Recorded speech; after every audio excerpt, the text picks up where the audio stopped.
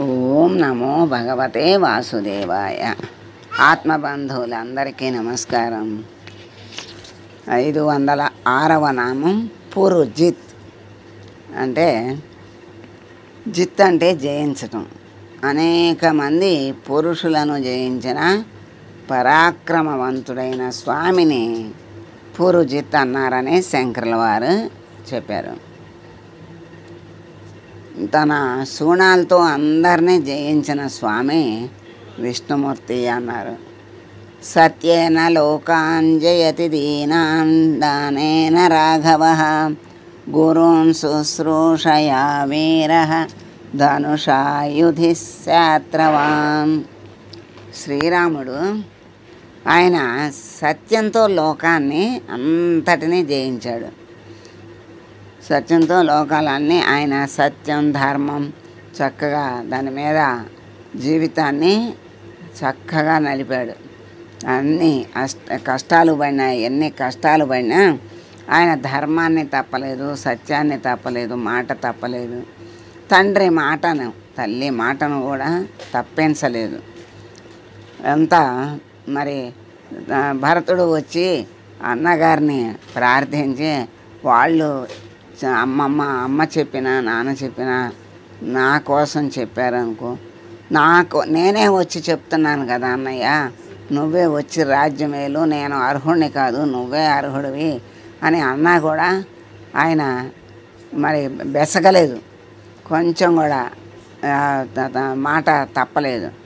తండ్రి మాట తప్పాడు అనేటువంటి మరి అది ఆయనకి అపకీర్తి, నాకు అపకీర్తి. ఏదైనా సరే నేను తల్లిదండ్రుల మాట తప్పను, మాట ఇచ్చాను వచ్చాను, నేను ఈ 14 సంవత్సరాలు ఉంటాను అని భరతుడితో ఎంత బ్రతిమాలినా వెళ్ళలేదు. నేనే వచ్చి చెప్తున్నాను కదా అన్నయ్య రండి అంటే రాలేదు. అటువంటి రాముడు మరి మాటకు కట్టుబడి ఉన్న రాముడికి అందుకే రాముడు దేవుడయ్యాడు. మరి ధర్మాన్ని తప్పలేదు. ఇవన్నీ మాట తప్పకుండా ఉండటం అనేది ఒక ధర్మం, సత్యం పలకటం అనేది ఒక ధర్మం కిందకే వస్తుంది.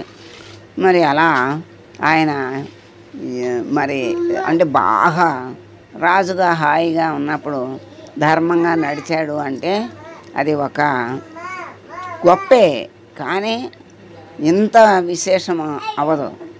మరి అన్ని కష్టాల్లో కూడా ధర్మాన్ని తప్పకుండా చక్కగా తాను నడుస్తూ మరి అందరినీ ధర్మంగా నడిపిస్తూ ఉన్నటువంటి స్వామి కనుక లోకాలన్నింటిలో ఆయన దైవమే, భగవంతుడే మానవుడిగా దిగి వచ్చి ఎలా జీవితాన్ని నడపాలి. ఎందుకంటే దేవుడు అంటే మహిమలు ఉంటాయి, వాళ్ళు ఎలాగైనా ఏదైనా తప్పించుకోగలరు కష్టాలని. మాయలతో మహిమలతో బాగానే ఉంటారు, మనకెక్కడ ఉంటాయి ఆ మహిమలు, మనం ఎలా బ్రతుకుతాం కష్టాలు వచ్చినప్పుడు అని అనుకుంటారని, కష్టాల్లో ధర్మంగా నిలబడి ఎలా ఉండగలుగుతారు ఎవరైనా అని అనుకుంటారని కష్టాల్లో కూడా ఎన్ని కష్టాలు వచ్చినా ధర్మాన్ని మాటను తప్పకుండా ఎలా నడుచుకోవాలి అనేది చూపించటానికే, అందరికీ మార్గదర్శనం చేయటానికే శ్రీరాముడిగా భగవంతుడు దిగొచ్చాడు. అలా శ్రీరాముడు సత్యంతో లోకాలన్నిటినీ గెలిచాడు, దానంతో దీనులందరినీ మనసులను గెలిచాడు, శుశ్రూషతో గురువులను మనసుల్ని జయించాడు, ధనస్సుతో శత్రువుల్ని జయించాడు అని వాల్మీకి చెప్పారన్నమాట. ఇలా ఒక్కొక్క దాంతో ఒక్కొక్కటి జయించడం అనేది ఎంతో విశేషం. మరి పరాశర భట్టరు సత్యసంధర తీర్థులు ఇద్దరు కూడా ఈ అర్థాన్ని వ్యక్తీకరించారు. మహాత్ములు ఓం పురుజితే నమః అని స్వామిని అరవిందాలతో అర్చిస్తున్నారు. అరవిందము అంటే అది కూడా పద్మాన్నే అరవిందము అంటారు. అలాంటి అసలు పద్మము యొక్క గొప్పతనాన్ని ఎంత చెప్పుకున్నా తీరదు, ఎన్నిసార్లు చెప్పుకున్నా తనివి తీరదు అనిపిస్తుంది. ఆ పద్మము మనం కళ్ళకు చూస్తూనే ఉంటాం. మరి దానికి ఎంత విలువో, భగవంతుడికి ఎంత ప్రీతో, దాన్ని బట్టి ఎలా ఉంటే భగవంతుడికి ప్రీతో మనకి అర్థమవుతుంది. ఎందుకు ఆయనకి భగవంతుడికి అన్ని రూపాల్లోనూ పద్మాన్ని వాళ్ళు ఆసనంగా కూడా తీసుకుంటారు, లేకపోతే చేతిలో పట్టుకుంటారు. మరి ఎన్ని రకాలుగా అంటే పద్మ లాంటి కన్నులు అంటారు. ఆ స్వామి కన్నులు కానీ, అమ్మవారి కన్నులు కానీ పద్మాలతో పోలుస్తారు, పద్మ రేకులు. మరి అట్లా పద్మము అంటే ప్రతి దైవానికి కొంచెం ఎక్కువగా ఆసనంగానూ ఉంటుంది, లేకపోతే చేతిలోనూ ఉంటుంది. ఒక్కొక్కసారి చేతిలోనూ ఉంటుంది, మరి ఆసనంగానూ ఉంటుంది. అంత ప్రీతి పద్మం అంటే. ఇప్పుడు వేణువుని నువ్వంటే ఎందుకు అంత ప్రీతి అని అడిగితే, నాలో ఏమీ ఉండదు గనక భగవంతుడికి ప్రీతి, నాలో అంత శూన్యమే గనక భగవంతుడికి ప్రీతి, నేను భగవంతుడి దగ్గర ఉన్నాను అంటుంది. అంటే ఏ విషయాలు, ఏ మలినాలు ఏమీ లేకుండా శూన్యంగా ఉన్న ఒక మనసు కానీ, మనిషి కానీ భగవంతుడికి ప్రీతిపాత్రుడు అవుతాడు. ఆ శూన్యంలో ఉంటే ఎట్లా, భగవంతుడు ఉండాలి కదా అక్కడ అని అనిపిస్తుంది.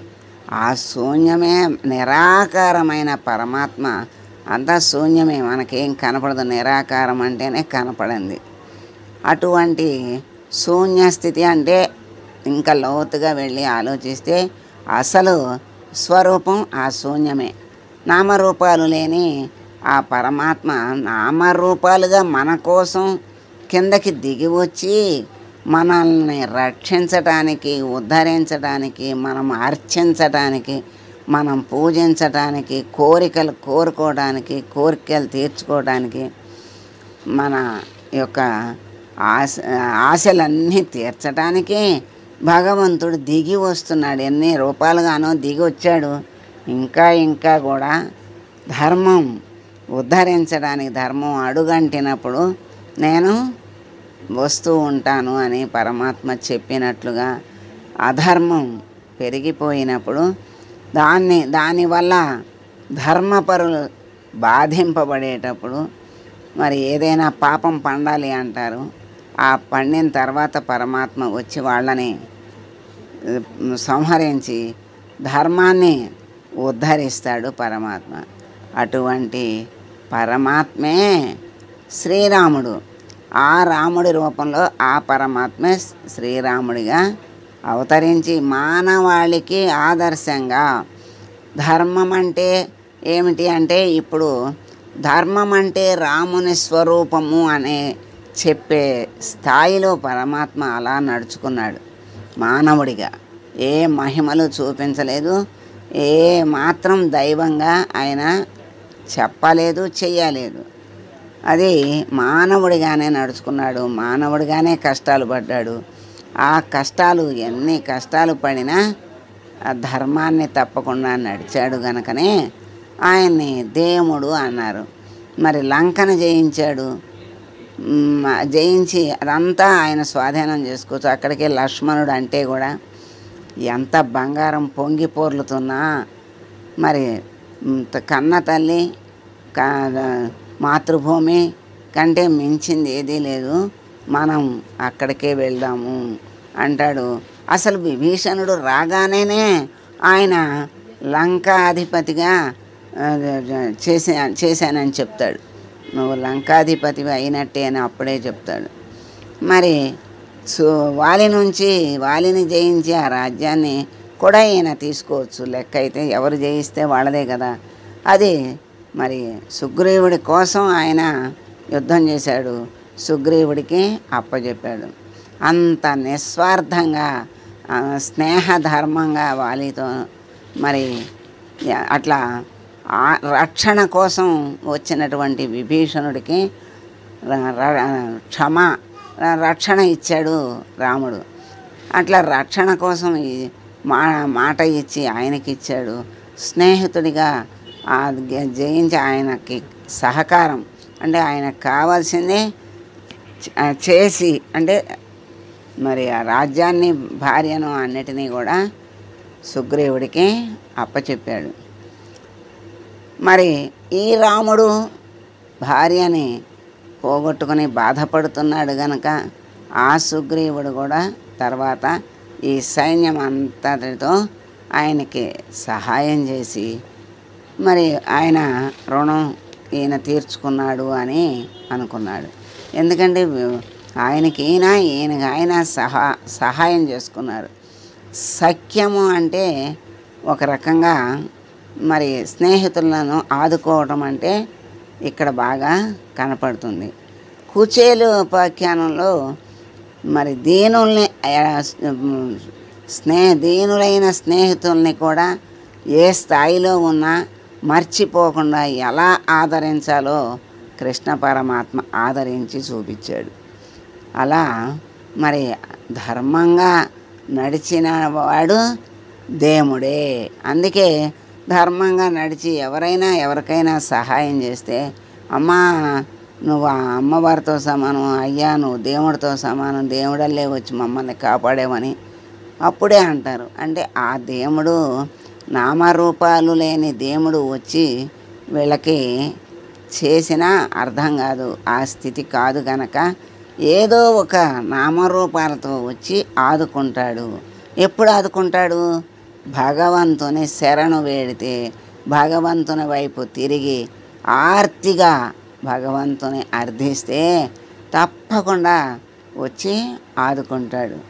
మరి అటువంటి స్వామి అందరి హృదయాల్ని దోచుకోక ఎలా ఉంటాడు?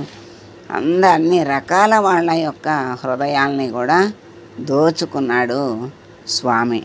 అటువంటి స్వామి పురుజిత్ అయినటువంటి స్వామికి మనం నమస్కారం చేసుకుంటూ, స్వామి మా మనసుల్ని నువ్వు దోచుకునేటట్లుగా మాకు ఆ జ్ఞాన మార్గాన్ని, భక్తి మార్గాన్ని సంపూర్ణంగా ప్రసాదించి నీ వైపే తిరిగి నిన్నే ఆశ్రయించి ఏ క్షణము మారకుండా నిన్నే స్మరించే శక్తి సామర్థ్యాలను మాకు అనుగ్రహించి మీ దరికి చేర్చుకో స్వామి అని వేడుకుంటూ మంగళం పాడదాం.